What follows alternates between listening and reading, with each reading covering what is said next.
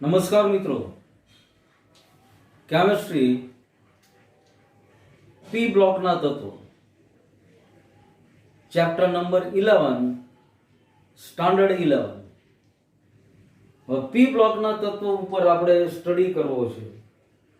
પણ પી બ્લોકના તત્વ સમૂહ 13 મતલબ પી બ્લોકનો પહેલો સમૂહ એની ઉપર સમજીએ એની પહેલા થોડીક આવર્ત કોષ્ટક વિશેની ચર્ચા કરી લઈએ. આવર્ત કોષ્ટકને યાદ કરો તો આવર્ત કોષ્ટક 4 વિભાગોમાં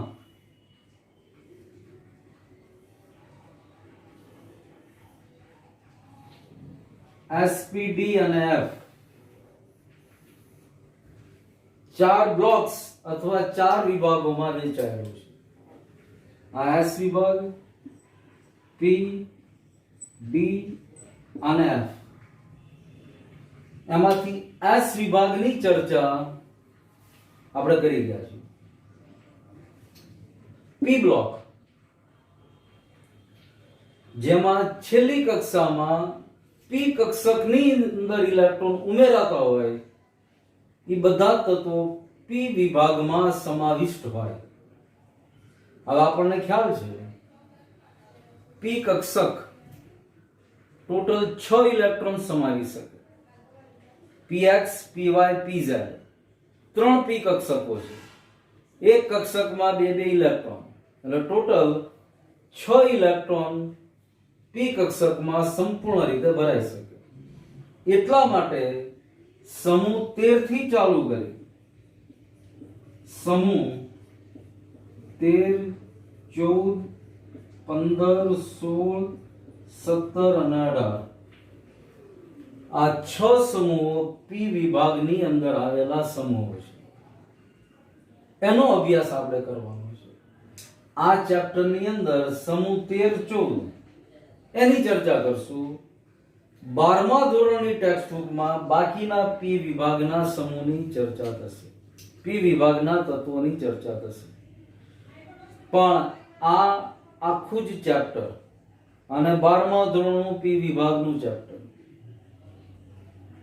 આવર્ત કોષ્ટક વાળા ચેપ્ટરને બરાબર યાદ કરી એના અમુક શબ્દોને બરાબર પચાવી, દાખલા તરીકે આયનીકરણ, એન્થાલ્પી, પરમાણ્વીય ત્રિજ્યા, આયનીય ત્રિજ્યા, આ બધા શબ્દોને સહેજ બરાબર યાદ કરી લેજો તો આ ચેપ્ટર સમજવાની, ભણવાની મજા આવશે.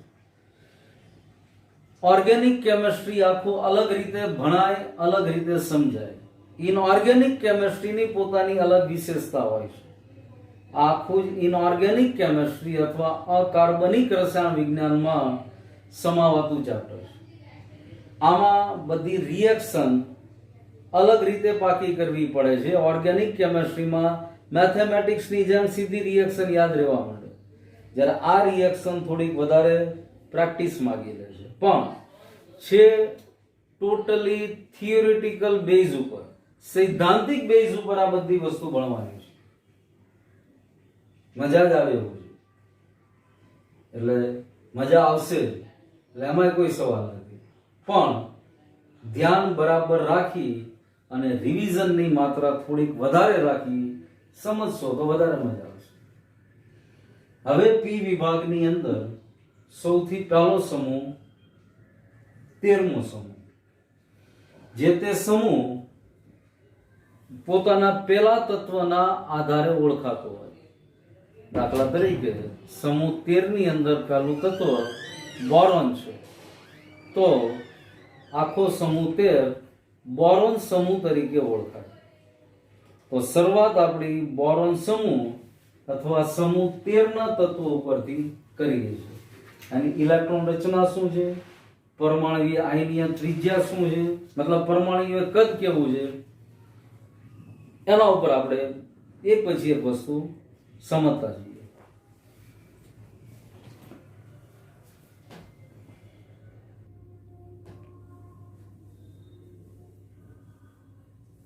હવે સમૂહ 13 માં એક એક તત્વની ઇલેક્ટ્રોન રચના અને પૃથ્વી ઉપર પ્રાપ્યતા એ બધી વસ્તુ જોઈએ છે. સૌથી પહેલા જો આ તત્વના નામ લખ્યા સમૂહ 13 ના: બોરોન, એલ્યુમિનિયમ, ગેલિયમ, થેલિયમ અને ઇન્ડિયમ. હવે એમાં બોરોન ખૂબ જ અલ્પ પ્રમાણમાં અથવા દુર્લભ તત્વ છે. સામાન્ય રીતે ઓર્થોબોરિક એસિડ H3BO3, બોરેક્સ, કાર્નલાઇટ એવી ખનિજોમાંથી મળે. આ બોરેક્સનું સૂત્ર છે Na2B4O7 × 10H2O. ઉપરાંત બોરોન અધાતુ છે, એલ્યુમિનિયમ ધાતુ છે. હવે આવર્ત કોષ્ટકના ગુણધર્મને યાદ કરો તો જેમ આવર્ત કોષ્ટકમાં સમૂહમાં ઉપરથી નીચે આવે એમ ધાત્વીય ગુણ વધતો જાય. બાકીના 3 તત્વો ગેલિયમ, ઇન્ડિયમ, થેલિયમ એ પૃથ્વી ઉપર અલ્પ પ્રમાણમાં પ્રાપ્ય છે, એટલે એના જાજા સંયોજનો વ્યવહારમાં જોવા નથી મળતા. પણ એલ્યુમિનિયમની ખાસિયત બરાબર ધ્યાનમાં રાખો.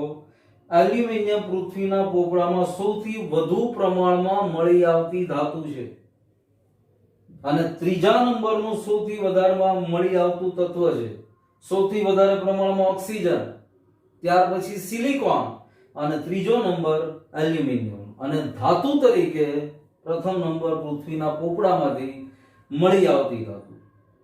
એલ્યુમિનિયમ સામાન્ય રીતે bauxite Al2O3 × 2H2O, cryolite Na3Lf6 આવી ખનિજોમાંથી મળી આવે છે. ભારતમાં એમપી, રાજસ્થાનનો અમુક પ્રદેશ ત્યાંથી આ બધી ખનિજ માંથી એલ્યુમિનિયમ મળી શકે. ઉપરાંત બોરોન જો તો લદ્દાખ અને રાજસ્થાન આ વિસ્તારમાં બોરોનની ખનિજો પ્રાપ્ય છે, એમાંથી બોરોન છૂટી પાડવામાં આવે છે. સાથે સાથે ગેલિયમ, ઇન્ડિયમ, થેલિયમ હમણાં જ વાત કરી એમ ઓછા પ્રમાણમાં મળી આવતી ધાતુઓ છે. હવે આ બધા જ તત્વો 5 સમૂહ નંબર 13 ના સંજ્ઞા, પરમાણુ ક્રમાંક અને ઇલેક્ટ્રોન રચના આ જોઈએ તો બોરોનની સંજ્ઞા big B, aluminium Al, gallium Ga, indium In અને થેલિયમ Tl. હવે પરમાણુ ક્રમાંકમાં આપણને ખબર છે કે જેમ સમૂહ અને આવર્ત, પહેલો આવર્ત, બીજો આવર્ત, ત્રીજો આવર્ત, એમ આ બધા એક પછી એક અલગ અલગ આવર્તમાં ગોઠવાયેલા તત્વો છે. આજે પહેલા આવર્તમાં 2 તત્વો હાઇડ્રોજન, હિલિયમ. બીજો આવર્ત જો તો લિથિયમ થી ચાલુ થાય, લિથિયમ, બેરિલિયમ, બોરોન. એટલે બોરોન બીજા આવર્તનું તત્વ છે. હવે બીજા આવર્તનું તત્વ હોવાથી બોરોનનો પરમાણુ ક્રમાંક 5 છે. હવે 5 ની અંદર 8 ભેળવો એટલે ત્રીજો આવર્ત ચાલુ થઈ જાય. એલ્યુમિનિયમનો પરમાણુ ક્રમાંક 13. હવે પહેલા આવર્તમાં 2 તત્વો, બીજા આવર્તમાં 8, ત્રીજા આવર્તમાં 8. એલ્યુમિનિયમ ત્રીજા આવર્તનું તત્વ થઈ ગયું. હવે ચોથા આવર્તમાં આવો એટલે 18 તત્વો ઉમેરાય. એટલે ગેલિયમનો પરમાણુ ક્રમાંક 13 માં 18 ઉમેરો 31. ફરીવાર પાછો 5મો આવર્ત 18 તત્વો ઉમેરો. ઇન્ડિયમ 31 ની અંદર 18 ઉમેરો એટલે 49. અને થેલિયમ 32, કારણ કે છઠ્ઠા આવર્તમાં 32 તત્વો છે. 49 માં 32 એડ કરો એટલે 49, 32, 1, 4 ને 3, 7 ને 8, 81. તો થેલિયમનો પરમાણુ ક્રમાંક 81 છે, 81. હવે આ પરમાણુ ક્રમાંકના આધારે આપણે ઇલેક્ટ્રોન રચના જે તે તત્વની લખીએ. સૌ નિષ્ક્રિય વાયુ હિલિયમ 2 ઇલેક્ટ્રોન થઈ ગયા, 3 ઇલેક્ટ્રોન બાકી રહ્યા એટલે 1s2, 2s2, 2p1. હવે હિલિયમ પછી નિષ્ક્રિય વાયુ નિયોન તો Ne 3s2 3p1 10 ને 2 12 ને 13 ગેલિયમ. હવે બરાબર માર્ક કરો 13 થી 31. હવે 21 થી 30 તત્વો સંક્રાંતિ તત્વો છે, એટલા માટે ગેલિયમ ડી કક્ષક વાળી ઇલેક્ટ્રોન રચના દર્શાવશે.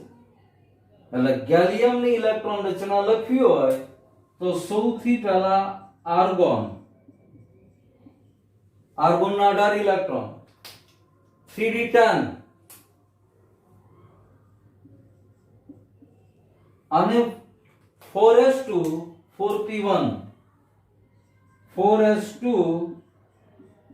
4p1 બરાબર માર્ક કરતા જજો.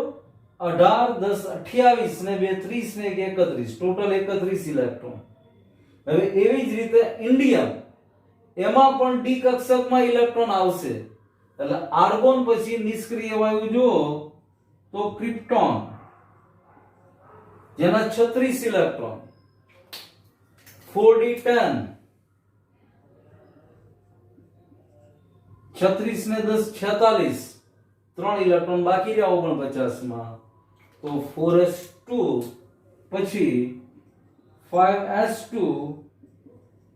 5p1 અને થેલિયમમાં જો તો 81 પરમાણુ ક્રમાંક. ડી કક્ષકના ઇલેક્ટ્રોન આવશે અને એફ કક્ષકના પણ ઇલેક્ટ્રોન થેલિયમમાં આવશે. ટોટલ 7 એફ કક્ષકો. એટલે એફ કક્ષકોમાં ટોટલ 14 ઇલેક્ટ્રોન સમાશે. એટલે સૌથી પહેલા ક્રિપ્ટોન પછીનો નિષ્ક્રિય વાયુ ઝેનોન, જેના 54 ઇલેક્ટ્રોન. પછી 4f14. હવે 54 વત્તા 14 4 ને 4 8 68. હવે પરમાણુ ક્રમાંક 81 છે. હજી ડી કક્ષકના ઇલેક્ટ્રોન બાકી. એટલે 4f14 પછી 5d10 કેટલા થયા 68 ને 10 78. અને 78 માં 3 ભેળવો એટલે 81 અથવા 81. એટલે 5d10 પછી 6s2 6p1. તો આ ઇલેક્ટ્રોન રચના બોરોન થી ચાલુ કરી અને થેલિયમ સુધીના તત્વોની થઈ.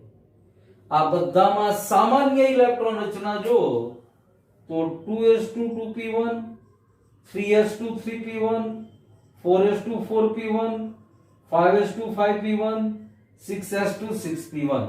એટલે આ બધામાં સામાન્ય ઇલેક્ટ્રોન રચના ns2 np1 આ પ્રકારની થઈ.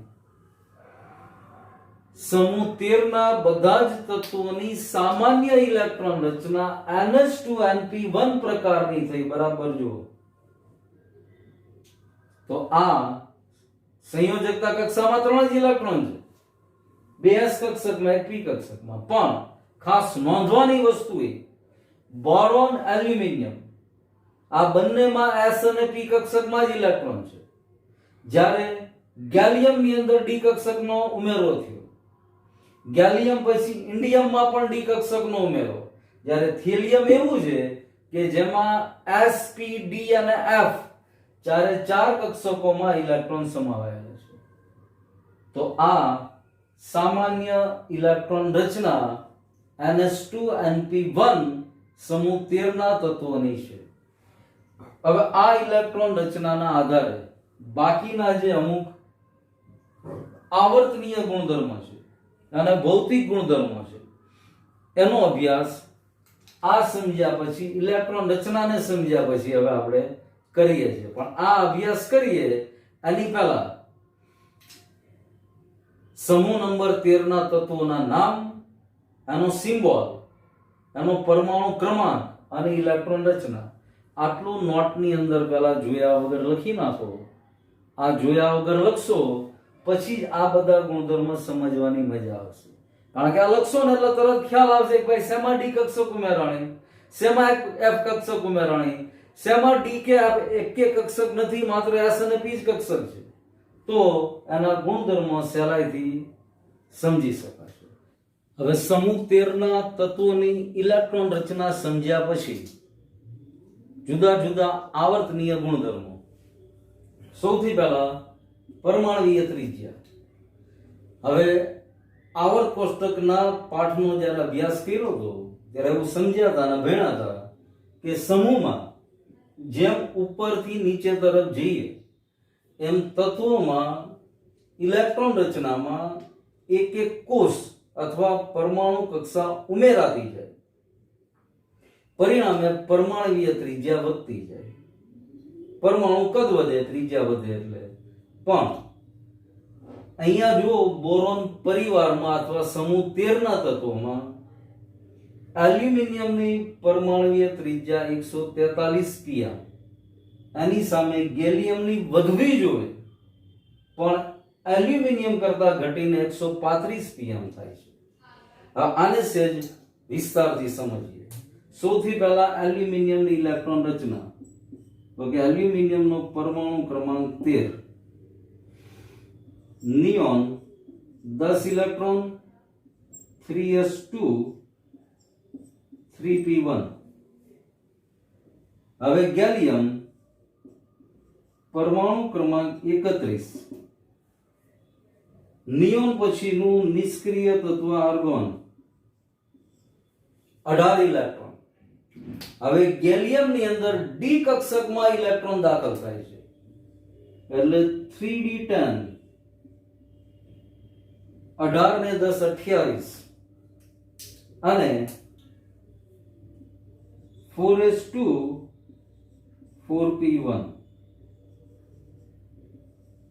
હવે બંને તત્વોમાં જુઓ તો છેલ્લી કક્ષા અથવા બાહ્યતમ કક્ષાની ઇલેક્ટ્રોન રચના સમાન છે. સમાન એટલે 3 ઇલેક્ટ્રોન છે અથવા ns2 np1 પ્રકારની છે. પણ ગેલિયમની અંદર ડી કક્ષકમાં ઇલેક્ટ્રોન દાખલ થાય છે. ડી કક્ષક સંપૂર્ણ ભરાયેલ છે, 10 ઇલેક્ટ્રોન છે.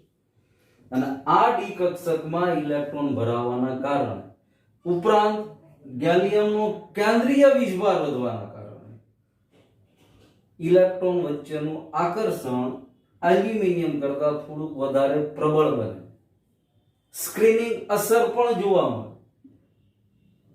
તો આ બે કારણોથી આ ગેલિયમનું તત્વ અથવા ગેલિયમનો પરમાણુ એલ્યુમિનિયમ કરતા થોડોક, બેમાં ઝાઝો ફરક નથી, 143 ને 135, પણ આમ આંકડાકીય રીતે જુઓ તો ફરક લાગે પણ પીએમ માં છે. તો એલ્યુમિનિયમ કરતા ગેલિયમની પરમાણ્વીય ત્રિજ્યા પ્રાયોગિક રીતે થોડીક ઓછી આવી છે.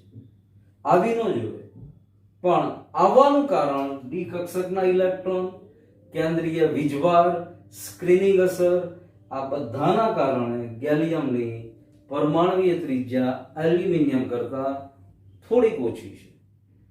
આવા કારણો ખાસ ધ્યાનમાં રાખવાના. જ્યાં અમુક અપવાદ જેવું આવે ને એને ખાસ નોંધી લેવાનું. તો આ પરમાણ્વીય ત્રિજ્યા વિશેની વાત થઈ. હવે આયનીકરણ એન્થાલ્પી વિશે જોઈએ. સમૂહ 13 ના તત્વોની આયનીકરણ એન્થાલ્પી વિશે જોઈએ. હવે સૌથી પહેલા આયનીકરણ એન્થાલ્પીની વ્યાખ્યા યાદ કરી લઈએ છીએ. 11મા ધોરણમાં આવર્ત કોષ્ટક વાળા ચેપ્ટરમાં ભણ્યા હતા. 1 મોલ વાયુરૂપ તટસ્થ પરમાણુમાંથી 1 મોલ ઇલેક્ટ્રોનને દૂર કરવા માટે આપવી પડતી શક્તિ અથવા ઉર્જા, આ આયનીકરણ એન્થાલ્પી છે. અને આવર્તનીય ગુણધર્મો પ્રમાણે સમૂહમાં જેમ ઉપરથી નીચે આવીએ એમ આયનીકરણ એન્થાલ્પીનું મૂલ્ય ઘટતું જાય. યાદ કરો, એસ બ્લોક અથવા એસ વિભાગના તત્વો, એમાં પહેલો સમૂહ લિથિયમથી ચાલુ કરી અને છેલ્લે સીઝિયમ, ફ્રાન્સિયમ રેડિયોએક્ટિવ તત્વ છે, સીઝિયમને પકડો તો સીઝિયમની આયનીકરણ એન્થાલ્પીનું મૂલ્ય સમૂહ 1 માં સૌથી ઓછામાં ઓછું હોય, કારણ કે એમાંથી ઇલેક્ટ્રોન દૂર કરવો સરળ છે લિથિયમની સરખામણીમાં. કારણ કે પરમાણુ કેન્દ્રથી ન્યુક્લિયસથી છેલ્લી કક્ષાનો ઇલેક્ટ્રોન દૂર છે. કેન્દ્રીય આકર્ષણ બળ ઘટી જાય એટલે ઇલેક્ટ્રોન સરળતાથી દૂર થાય. હવે અહીંયા સમૂહ 13 ના તત્વોમાં આયનીકરણ એન્થાલ્પી નું મૂલ્ય પ્રેક્ટિકલી પહેલા છે તપાસીએ, પછી આના કારણની ચર્ચા કરીએ. સૌથી પહેલા વિધાન જુઓ. સામાન્ય રીતે સમૂહમાં આયનીકરણ એન્થાલ્પી નું મૂલ્ય ઉપરથી નીચે તરફ સરળતાથી ઘટતું નથી, પણ અહીંયા ઘટાડો જોવા મળે છે. બોરોન 801, એલ્યુમિનિયમ 577 કિલો જૂલ પ્રતિ મોલ એકમ છે, કિલો જૂલ પ્રતિ મોલ. ગેલિયમ 579, ઇન્ડિયમ 558, સામે પાછું થેલિયમ 589. એટલે તમે જુઓ એમાં ખાસ નોંધ કરીને લખ્યું છે કે એલ્યુમિનિયમ અને ગેલિયમ પૈકી ગેલિયમમાં થોડી વધુ આયનીકરણ એન્થાલ્પી, આયોનાઇઝેશન એન્થાલ્પી, આ ઈ લખ્યું છે આયોનાઇઝેશન એન્થાલ્પી. હવે કારણ સ્પષ્ટ પાછું એલ્યુમિનિયમની ઇલેક્ટ્રોન રચના જુઓ, ગેલિયમની ઇલેક્ટ્રોન રચના જુઓ, સ્ક્રીનિંગ અસરમાં થતો ઘટાડો, ગેલિયમમાં ડી કક્ષકમાં ઇલેક્ટ્રોનનો વધારો મતલબ ડી કક્ષકની હાજરી, આવા જ કારણોથી આયનીકરણ એન્થાલ્પીમાં પણ ફેરફાર જોવા મળે છે. એલ્યુમિનિયમમાં ડી કક્ષક નથી, જો આમાં બેમાં ફેર નથી. બોરોન એલ્યુમિનિયમની સરખામણી કરો તો એસ અને પી કક્ષક સુધીની જ વાત છે. એટલે એલ્યુમિનિયમમાં બોરોનની સરખામણીમાં સરળતાથી ઇલેક્ટ્રોન દૂર થઈ શકે. પહેલો ઇલેક્ટ્રોન, આ પ્રથમ આયનીકરણ એન્થાલ્પીની વાત છે આપણી. અહીંયા સંયોજકતા કક્ષામાં 3 ઇલેક્ટ્રોન છે. સમૂહ 13 માં સંયોજકતા કક્ષામાં 3 ઇલેક્ટ્રોન છે. પ્રથમ આયનીકરણ એન્થાલ્પી પહેલો ઇલેક્ટ્રોન દૂર કરવા માટે આપવી પડતી ઉર્જા. તો બોરોન અને એલ્યુમિનિયમની કમ્પેરિઝન કરીએ તો એલ્યુમિનિયમ 577 કિલો જૂલ પર મોલ ઉપર 1 ઇલેક્ટ્રોન ગુમાવી દે છે, જ્યારે બોરોનને 801 કિલો જૂલ જેટલી ઉર્જા આપો ત્યારે 1 મોલ બોરોનમાંથી 1 ઇલેક્ટ્રોન દૂર થાય છે. અહીંયા સુધી ક્રમ બરાબર. હવે આગળ જાઓ તો ગેલિયમ, પછી ઇન્ડિયમ. હવે ઇન્ડિયમ અને થેલિયમમાં જો થેલિયમની આયોનાઇઝેશન એન્થાલ્પી વધુ છે, હોવી જોઈએ ઓછી, પણ હવે અહીંયા આગળ સ્ક્રીનિંગ ઇફેક્ટ તો બરાબર, પણ સાથે સાથે માર્ક કરો એફ કક્ષકમાં ઇલેક્ટ્રોન આવી ગયા. અહીંયા ઇન્ડિયમ અને થેલિયમની વાત કરો, ઇન્ડિયમમાં ડી કક્ષકમાં ઇલેક્ટ્રોન છે, ડી કક્ષકમાં થેલિયમમાં પણ ઇલેક્ટ્રોન છે, પણ સાથોસાથ એફ કક્ષકમાં પણ ઇલેક્ટ્રોન આવી ગયા. ઇલેક્ટ્રોન રચના આ બધું સમાવવા માટે મારે ભૂસી નાખવી પડે, નહીં તો ઇલેક્ટ્રોન રચના તમારી સામે રાખો તો વધારે સીધા પણ ઇલેક્ટ્રોન રચના તમે લખી શકો. એટલે જ મેં કીધું કે આખી પાકી થઈ જાય પછી જ આ બધું સમજવાનું છે. ઇલેક્ટ્રોન રચનાના આધારે જ આ બધા ગુણધર્મ સહેલાઈથી સમજી શકાશે. અને કારણ સ્પષ્ટ છે, સ્ક્રીનિંગ અસરની વાત કરવાની ઘટતી જાય છે અને સાથે સાથે ડી કે એફ કક્ષકમાં ઇલેક્ટ્રોન ઉમેરાતા જાય છે. ઉપરાંત 3 આયનીકરણ ઉર્જા અથવા શક્તિ, પ્રથમ, દ્વિતીય, તૃતીય, આનો સામાન્ય રીતે ક્રમ હોય. અને કેમિકલી પ્રોપર્ટીઝ અથવા રાસાયણિક ગુણધર્મો ભણશું ત્યારે આની વાત ફરીથી આવશે, ફરીવાર ચર્ચા કરીશું. પણ પહેલો ઇલેક્ટ્રોન દૂર કરવા માટે આ ક્રમ છે. આની પછી ઇલેક્ટ્રોન નેગેટિવિટી અથવા વિદ્યુત ઋણતા. હવે આ વિદ્યુત ઋણતામાં પણ બોરોન અને એલ્યુમિનિયમ ત્યાં સુધીનો ક્રમ બરાબર છે, પછી ખરેખર ઘટવી જોઈએ. ઉપરથી નીચે સમૂહમાં આવો એમ ઘટવી જોઈએ, પણ અહીંયા આવું નથી થતું. બોરોન એલ્યુમિનિયમ સુધી ક્રમ બરાબર રહેશે, પછી ઘટાડો નથી જોવા મળતો, વધારો જોવા મળે છે 1.6, 1.7, 1.8. આનું કારણે પરમાણુય કદમાં થતો ફેરફાર અથવા ડી કક્ષકમાં ઉમેરાતો ઇલેક્ટ્રોન, આ કારણ લખી શકાય. તો આ વિદ્યુત ઋણતા સુધી આવર્તનીય ગુણધર્મ આપણે ભણ્યા સમજ્યા. સમૂહ નંબર 13 પી બ્લોક. હવે આની પછી પી બ્લોકમાં જ સમૂહ 13 ના ભૌતિક ગુણધર્મ અને રાસાયણિક ગુણધર્મો એ આની પછીના પીરિયડમાં આપણે ભણીશું. પણ આ પીરિયડની શરૂઆતમાં જ તમને કીધું હતું કે ભાઈ આખો પી બ્લોક કે ડી બ્લોક કે એફ બ્લોક, આ કોઈ પણ વિભાગને આપણે ભણીએ ત્યારે આવર્તનીય ગુણધર્મ આપણી પાસે ક્લિયર હોવા જોઈએ.